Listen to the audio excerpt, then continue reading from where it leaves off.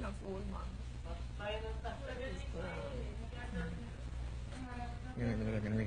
Tina Edward of Heaven. Ang nilalaman ng puso ko'y I'm not going anywhere, just sit. Pero, kaunting payo mula sa isang kuya, nakikita ko ang lahat ng nangyayari. Okay po, okay po. Hindi lang magandang tingnan, ay yung pagiging touchy. Because... Okay po. Ang lahat ay magpalit ng lapel bottle. Palit ng lapel bottle. Paano? Paano? Kung ayaw na! Wow, ka naman. Ako na nga. Wow, wow. Palit ng lapel battery nga bago kang kire! Kaya!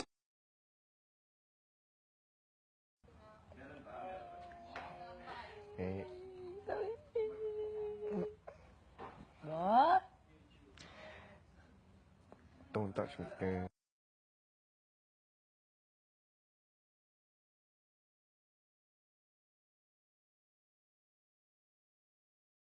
Hindi. Tagal ko na naghintay dun sa loob. You're right. Nangyari. Oo?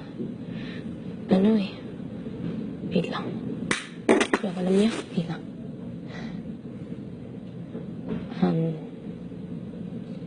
Hindi kasi nga. Ano ba? Laging mali na rin nagagawa. Di ba nga sabi nga ni Ate May? Alam ko yan. Doon rin ang nakasatunan sa mistakes.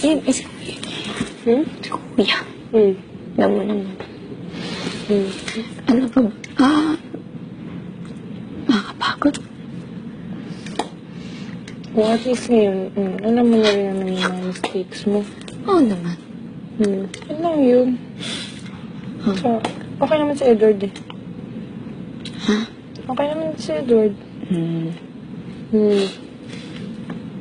Pero parang may gusto pa si Kuya eh. Parang kulang pa yung ginawa. Yung ano eh.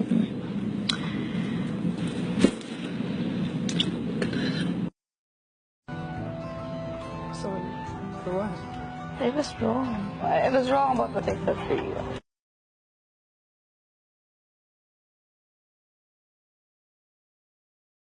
Sino? Pero pag tinanong, alam mo na. Mami na lang. Esophageal mass siya sa malapit sa my brain. Nagdesisyon yung mga doktor na bukas o operahan siya. Under general anesthesia siya at sabi ni Dr. Llamas, mag-stay siya dito sa hospital ng mga 2 to 3 days. Then, just hope and pray tayo kay God